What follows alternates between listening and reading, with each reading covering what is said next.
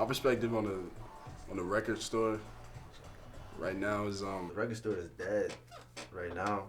I mean, it's not dead yet, but it's almost dead. It's coming, it's back in style heavy, you know what I mean? It's because there are no record stores. Well, the record store is the mecca. It's the hangout. It's the place where you go to learn about music. It's the place where you go to hear music for those stores that allowed you to listen to records beforehand. It's the place to look at art. I mean, it's a museum. It's an art gallery, especially for those stores that sold old vinyl. You can go and look through the vinyl. I mean, it's not. We really don't have that anymore. But when you find a record shop that sells vinyl, cassettes, and CDs, it's a beautiful thing.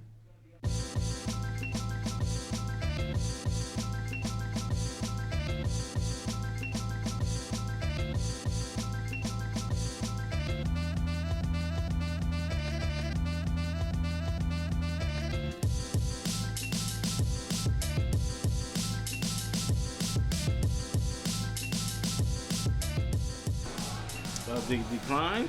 Not only on the decline, but just the fact that this is probably the only record store in Syracuse. And not only Syracuse, but there's other places don't have a lot of record stores either. Well, one is, it's a small city, so, you don't need high volume of a million record stores. I think one is the internet and all of that, those different social medias created the downcline of actual, physical copies.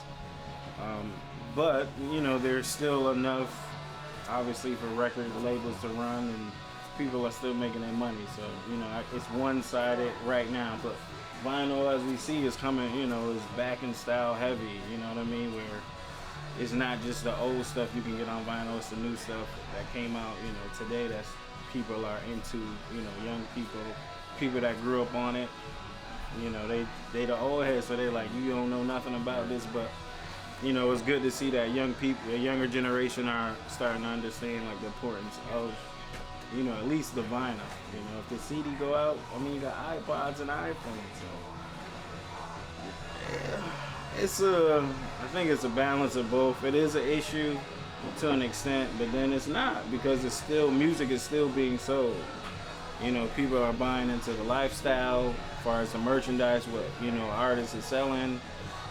Everything's viral, so, people want to have their favorite artists on hand right now. So, you can't watch a video, obviously, on a CD, but you can watch it on your phone right then and there whenever you want to. So, I mean,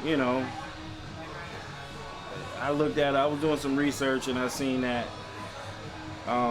sales are down as far as like, physical copies, but like you had somebody like Rihanna who had like 700 million views off one song. So that the record industry is not hurting that bad, you know what I mean? So it says something. Everything's going viral, which we can see. So. When it come to this, I teach you how to break it down and how to blunt switch. Light it up for her, let it take the first sip. Trying to play it off, but I can tell that she nervous. Just take a puff, choking this. People don't really buy CDs like that anymore. Everything is online, and I feel like that's kind of hurting the whole digital thing is kind of actually hurting music as a whole.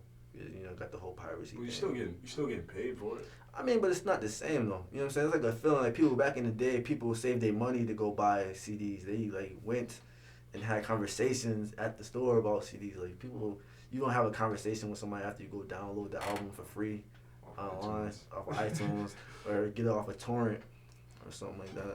It's not the same. I think it's hurt music more than it's helped though, because like I said, with the whole piracy thing, people downloading stuff for free. You know what I'm saying? That's taking money out of a lot of people's pockets. You know what I'm saying? So I think it's hurt more than it's helped, honestly. Well, it's all about convenience, and as we progress in the future, everything is about convenience and cost, at the sacrifice of quality. I still love to hear vinyl. There's no sound like vinyl ever, and nor will there ever be. You can't mimic that in the digital world. So the transition from vinyl to CD It was cool because you got a clearer sound in the CD, but you could not capture that analog vinyl warmth. When you move from CD to now digital downloads, you lose a lot of audio quality. I mean, MP3s are probably the worst thing that has happened to audio ever.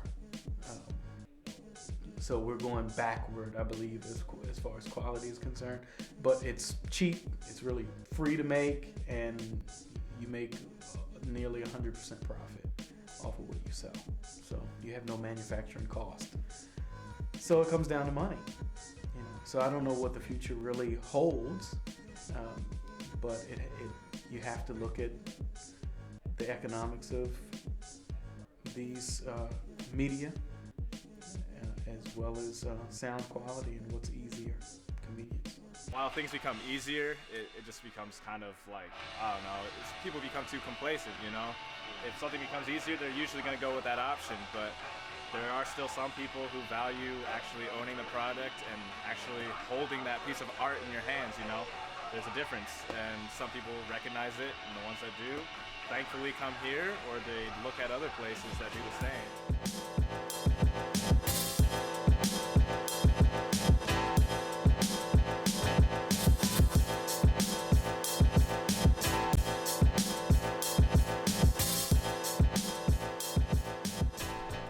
It depends on the business model. I hate to keep going back to business and economics, but it really depends on the business model and how these record stores plan to market toward a younger generation. Because there is a generation or a segment of the younger generation who appreciates quality, who appreciates vinyl, and appreciates art. And if you can appeal to that, I think that you can have a place where people like to hang out. Instead of just trying to make as many sales as you can, if you had a place where people could gather, a place that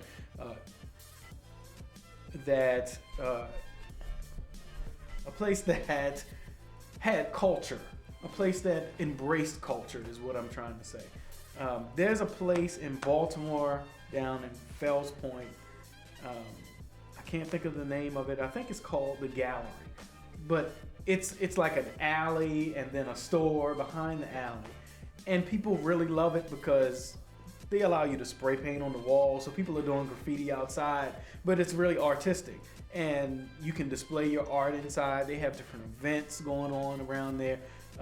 At night they open it up and have people have drinks and a club atmosphere, so it's a place to hang out. It's a place of culture. And if record stores can kind of get into that mindset instead of, okay, I have to sell 1,000 CDs this month, I think they can survive.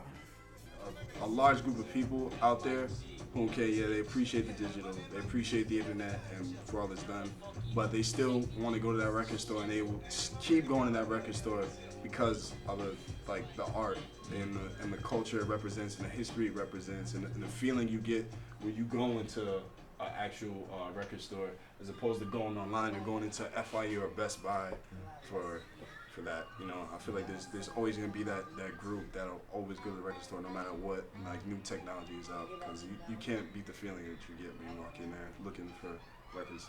But when it comes to I don't know, the hidden gems that you're supposed to find, that's why you come here. It's like you're gonna find stuff here that you will never find in any other of those stores, and that's pretty much what calls me to it mostly, is those hard to find artists usually don't have big names, so it's good for places like this to actually have their stuff available.